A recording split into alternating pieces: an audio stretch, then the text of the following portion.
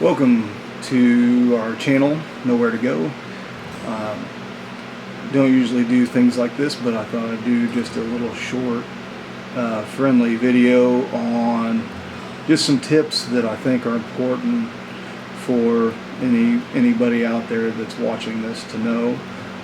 Whether you're going across country, you're on a day backpacking hike, or just going out on a trail for a couple of hours. I thought yesterday of a couple of things that might be important for anyone from beginner or novice all the way to an expert that might have 99 out of 100 things off the checklist that you need if you go out on a hike or traveling, but it's that one thing that you might need that's crucial if you're out and about, either by yourself or with other people. So I'm just going to do a short little video today, and if it helps one person, that's great. It's by no means an exhaustive list of things that you need to have or must have. It's just some things that I personally thought of, and I'm by no way an expert in the field of survival.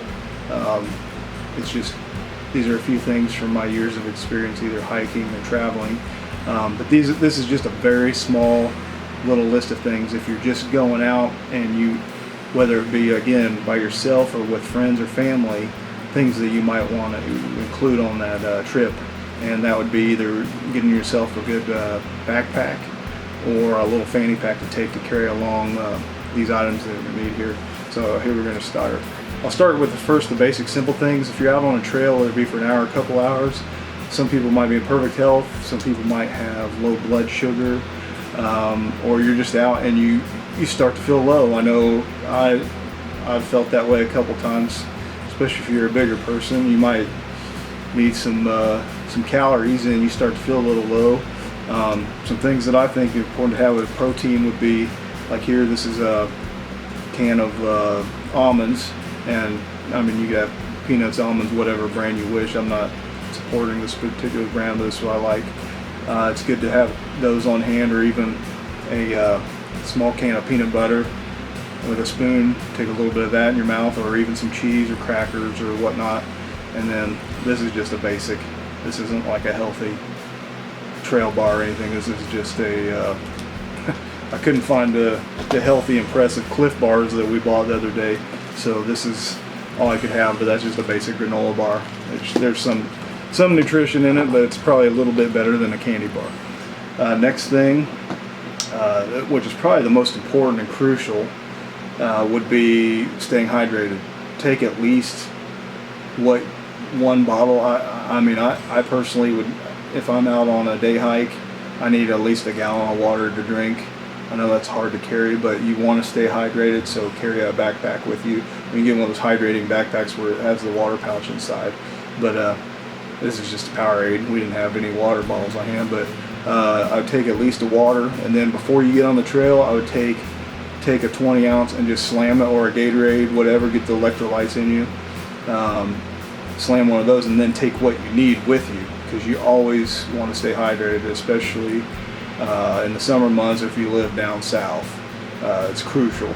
So I would take at least enough for each person on your trip, or they can carry their own pack, so you're not carrying a 50-pound rucksack on a day hike. Hydration's number one important key. Right up there with hydration, at least for me. I've always taught my kids, and especially as a man, pocket knife. But I recommend it for men and women. It's not a gender thing, but you always need a pocket knife, whether it be just if you're going to the store and you get one of those stupid packages that you gotta try to open up and they're about impossible to open. You need a good pocket knife, and this is the one I've had for years. But always have a pocket knife with you, whether it be for self-defense or for survival purposes. If you get caught out in the woods, you gotta make yourself a little fishing jig or spear, or something to trap animals with, or just to protect yourself from the animals. If it's sanitized, you could dig out splinters, whatnot. But always have a pocket knife with you, especially for self-defense. And going along the lines of self-defense, the next item I would recommend, especially in this day and age, is some kind of people or animal repellent spray. This is a dog repellent, but you can also get mace or pepper spray or the gels. I would always keep one of these on hand, especially if you're out hiking. You never know in some areas what you're going to come across in the woods, but I'd be more worried about the human variety than the animals, but especially, you know, dogs, or even if you came across a wild bear or something, or an animal that had rabies or something.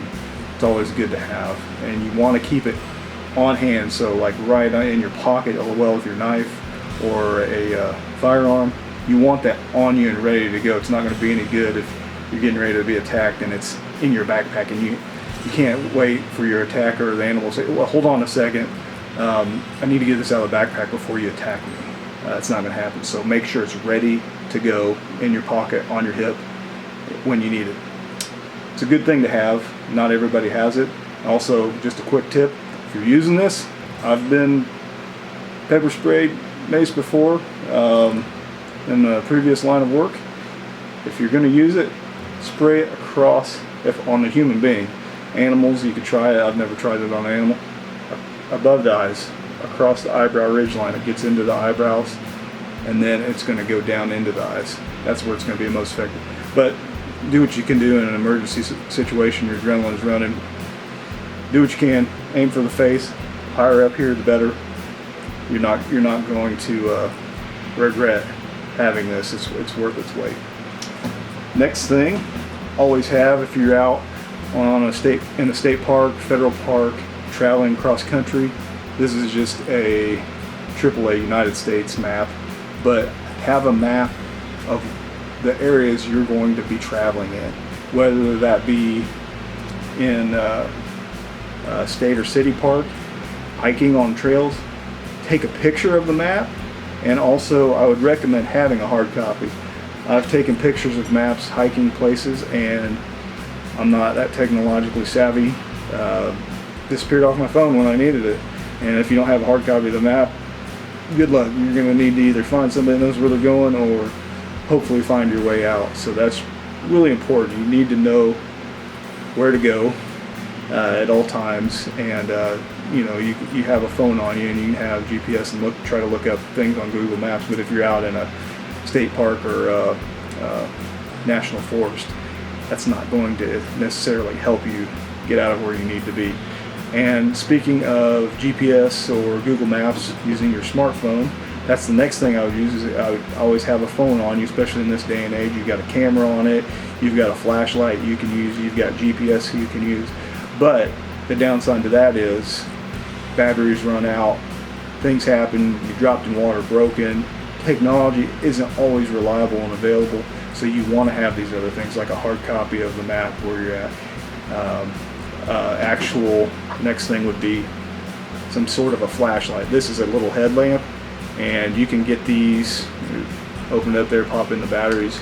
You can get the expensive varieties down to this. I think this was like $5. I bought it at a hardware store like Lowe's or Menards. I don't remember where I bought it. I've had it for years, but you can get like 2 packs for like $10.